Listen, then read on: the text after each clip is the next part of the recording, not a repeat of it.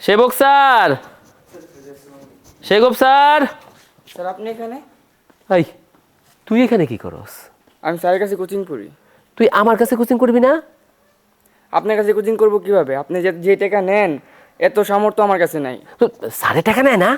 না, স্যার ফ্রিতে পড়ায়। কস কি স্যারে ফ্রিতে পড়ায়? হ্যাঁ। আমার কোচিংয়ে আসিস, কিছু টাকা দিস, সমস্যা কি? আপনার কোচিংয়ে পড়ে কি লাভ? যারা যারা কোচিংয়ে আপনার কোচিংয়ে পড়ে ওরা তো একদম নির্ঘাত ফেল করবে। ফস করবো, যা আমার কোচিংয়ে যা যা। এই, যা যা, মান সম্মান। আপনি শিখে কথা যোগ্যতাই নাই। এই, যা। কি ফ্রিতে পড়ায়? এই সেবক স্যার, সেবক স্যার। কে? নমস্কার স্যার। নমস্কার। তুমি কি জন্য আসছো আমার? আমি কি জন্য আসছি আপনি বুঝেন না? এই যে ঘটনাটা যে ঘটাইছেন, আমার কি ব্যবসা চলবো? ব্যবসা? কিসের ব্যবসা? আল্লাহ, ছাত্রছাত্রীর ব্যবসা। মানে ছাত্রছাত্রী নিয়ে আবার ব্যবসা হয় নাকি? হয় হয়, তোমাগো ব্যাক করলে মাথায় এইসব ঢুকবে না। আমি কোচিং বাণিজ্য করতেছি, কোচিং সেন্টার আছে আমার এখানে। কত রকমের ব্যবসা তুমি বুঝবা?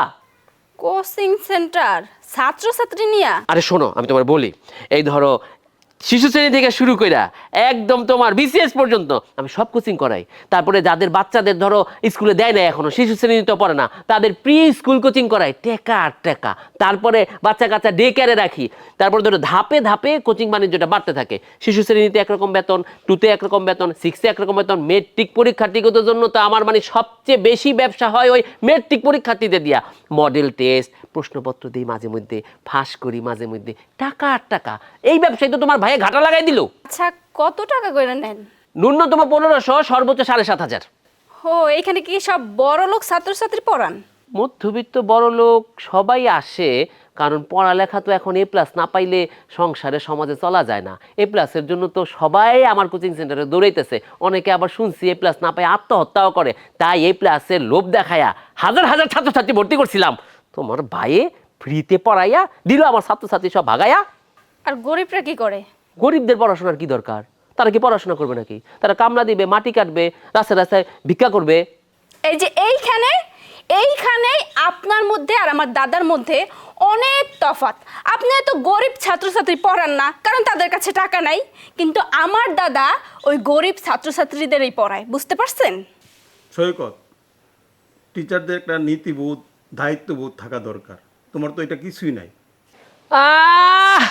আসছে আমার নীতিবালা, নীতিবান যুধিষ্ঠির। শোনেন, নীতি এখন মানুষের নামেই সীমাবদ্ধ আছে, আর কিছু কিছু বই খাতায় নীতি আছে, অন্যত্র নীতি নাই। আপনি নীতিবান হইয়া করছেনটা কি? এই একটা বাড়ি, তা মনে বাপদাদার আমলে তৈরি হয়েছিল, তার কোনো পলেস্তার নাই, এর মধ্যে আপনি কোচিং করান।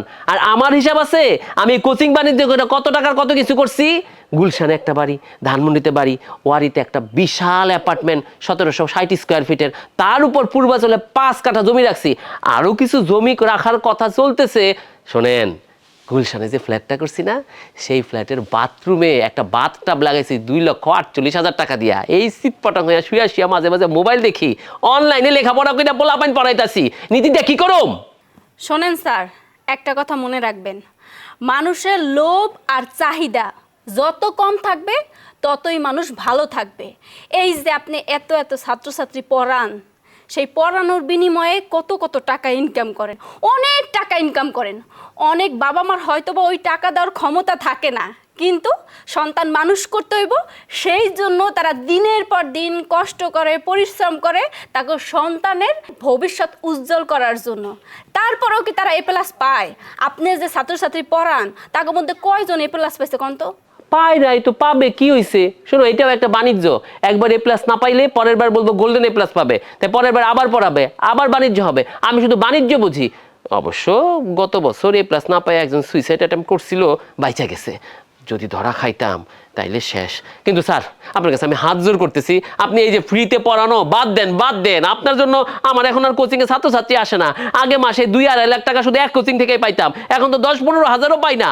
এই যে আমার বউয়ের চাহিদা, পুত্রের চাহিদা, বউ যায় যমুনা ফিউচার পার্কে, পুত্র যায় বসুন্ধরা সিটিতে, এই সব চাহিদা কে পূরণ করবে? টাকা পয়সা তো নাই। আপনার কাছে হাত জোর করতেছি, দয়া করেন। সৈকত, আমি এটা পারবো না। জ্ঞান বিক্রি করা জিনিস না, জ্ঞান দান করা জিনিস, যেটা বিনামূল্যে দান করতে হয়। ও আচ্ছা, আমি বুঝছি। সোজা আঙুলে ঘি উঠবে না, আঙুলটাকে বাঁকা করতে হবে। আমার ব্যবস্থা আমি নিতেছি। এই, আপনার সাহস তো কম না? আমাগো বাড়িতে দাঁড়াইয়া আপনি আবার চোখ গরম করে কথা কইতাছেন? হ্যাঁ, আপনি যে ছাত্রছাত্রী পড়ানোর নামে ব্যবসা করতেছেন, এইটা কিন্তু গ্রামের মানুষ ডাইকা সবাইরে বইলা দিমু। আবার হুমকি দিতেছেন, তাই না? এইখান থেকে ভালোই ভালোই যান, তা নইলে কিন্তু আপনার খবর আছে। যান। বোন চলো যাই, ওর সাথে রাগারাগি করে লাভ কি? ওর সাথে রাগারাগি করলে ওর মতো আমরা হয়ে গেলাম। চলো আমরা আগের কাজগুলি করি, কমপ্লিট করে ফেলি। আচ্ছা আসুন, এই সমস্ত লোকদের একদম লাই দেবে না, বুঝছো?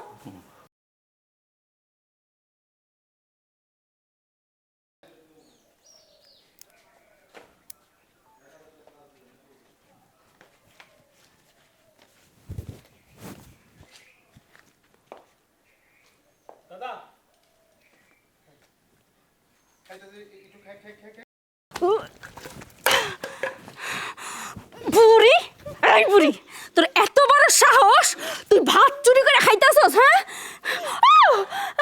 এই তুই কি করলি? তুই কি করলি? আর কি করছিস? তুই কি করলি? কি করছিস? তুই আমার মার গায়ে হাত দিছস। হ্যাঁ, তুই আমার মার গায়ে হাত দিছস। তোরা মারা ফেলাবো, তোরা মারা ফেলাবো। বাইরে আমার বাড়ি থেকে বাইরে। তুই বোমার মারিস না। মা তুমি কোনো কথা কবা না, আজ করে আমি বাইর করে দেবো। আমি ওরে রাখবো না। তোরে আমি তালাক দিব। তুই আমার মার গায়ে হাত দিছস, তোমার মার ভাত ফলাইছস। এই ভাতের জন্য আমরা দিনের পর দিন কষ্ট করি, আর তুই সেটা করছস। বাইরা বাইরা বাইরা, আমি বাইরে মুকিল লেগে? হ্যাঁ, আমার কি দোষ? তোমার মাই তো অন্যায় করছে। কি অন্যায় করছে? আমার মা কি অন্যায় করছে? আরে তোমার মা ভাত চুরি করে আইনা খাইতাছে, আমি তো এখন পর্যন্ত তোমার ভাতই দিলাম না। আর কত কষ্ট করে কে কষ্ট চুরি করে আইছে?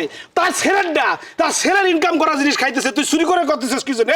এই হারামজাদি, আমার মা আমার জিনিস চুরি করছে।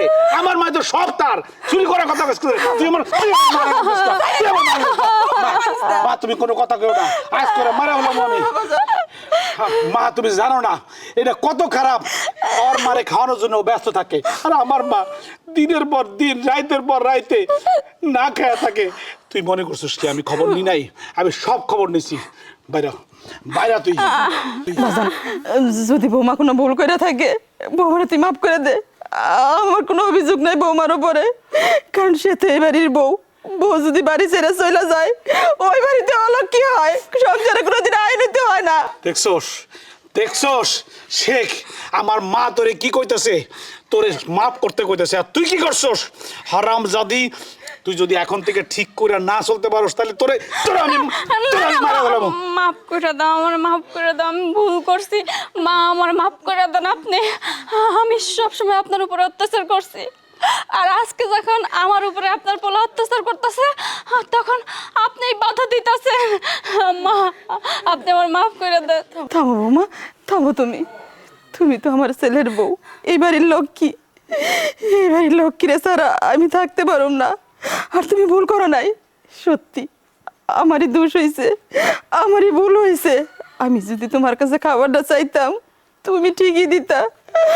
আমি চুরি করে খাইছি বৌমা, আমি চুরি করে খাইছি।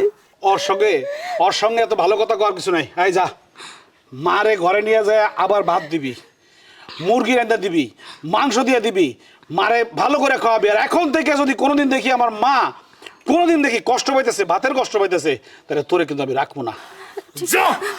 মা আসেন আসেন, আপনার খাবার দিয়েছেন, কি খাবেন শুধু আমারে কবেন, ঠিক আছে? আমি সব কিছু আপনার রাইন্দা দেবো।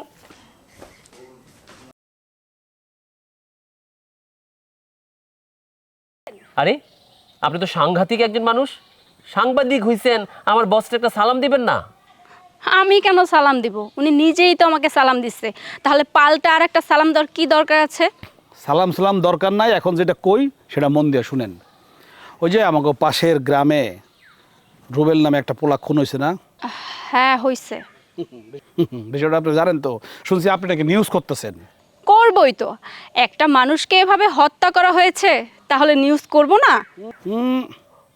হত্যা করা হয় নাই, আপনি লিখবেন মানুষটি আত্মহত্যা করেছে, ঠিক আছে? কেন কেন আমি এই কথা লিখতে যাব? আর তাছাড়া আমি তো শুনছি আপনার লোকই তাকে হত্যা করেছে। সব শোনা কথা বলতে নাই, এতে পাপ হয়, বোঝেন না? আর যেহেতু আমি বলছি, সে তো অবশ্যই অবশ্যই এবং অবশ্যই আপনি লিখবেন সে আত্মহত্যা করিয়াছে। এবং সাথে লাগিয়ে দিবেন গার্লফ্রেন্ডের সাথে মনোমালিন্য হওয়ায় 20 পানে আত্মহত্যা করিয়াছে। হ্যাঁ, 20-30 লেখুক বা ট্যাবলেট খাইয়া আত্মহত্যা করেছে। আজব তো, আপনারা কারা যে আপনাদের কথা শুই না আমি ভুলভাল নিউজ করব? আর তাছাড়া আমি হলুদ সাংবাদিক না যে উল্টাপাল্টা নিউজ করব। এই আমার বসকে বলতেছেন আপনারা কারা? সৈকত চুপ করো। হলুদ সাংবাদিক না, সাদা সাংবাদিকও অনেক সময় হলুদ কালার ধারণ করে। সবুজ এটা- রঙের নোট দেখা। এটা পুরাটা আপনার, নেন। আরে রাখেন তো আপনার টাকা। শোনেন, আমি অত লোভী না যে এক বান্ডিল টাকা দেখব আর মিথ্যা নিউজ করব। এখানে একটা মানুষের ন্যায় বিচার পাওয়ার বিষয়, আর আপনারা কিনা টাকার বান্ডিল দেখিয়ে আমার মুখ বন্ধ করতে চান। শোনেন, টাকার যদি খাওয়ারই হতো না অনেক আগেই খেতে পারতাম। আজকে বাড়ি গাড়ি সব কিছু থাকতো, গাড়ি নিয়ে চলাফেরা করতাম, এভাবে হেঁটে হেঁটে যেতাম না বাসায়। এই আমার বসের সামনে দাঁড়ায় তুই এভাবে কথা বলতেছিস, বস দিমু কল্লা ফালায়া। চুপ কর, মেয়ে মানুষ তো একটু ডানা গজাইছে, যে কোনো সময় ডানাটা জইরা পড়ে যাবো, না হয় কেউ কাইটা দিব। এইভাবে বলে না, কেউ দেখবে না, আমরা আছি শুধু, নেন নেন, সমস্যা নাই। আপনার টাকা পকেটে রাখেন, টাকা দিয়েও কোনো লাভ হবে না। যেটা সত্য আমি ওটা নিয়েই নিউজ করব আর ওটা নিয়েই লিখব, বুঝতে পেরেছেন? আমি আমার নীতি থেকে এক পাও পিছপা হব না। তাতে যদি আমার মৃত্যুও হয় হোক। আর শোনেন, এই ধরনের অফার দেওয়ার আগে দুবার ভাববেন। সৈকত, জি বস। ওর ডানাটার একটু কাইটে দিবি, বুঝছস? আসুন, ওই যে পাশের গ্রামের রবিউল আছে না, হ্যাঁ রবিউল। সাংবাদিক রবিউলের খবর দে। হ্যাঁ বস, সেটা আমাদের আরো অনেক কাজ করে দিছে। চলেন তেলে যাই।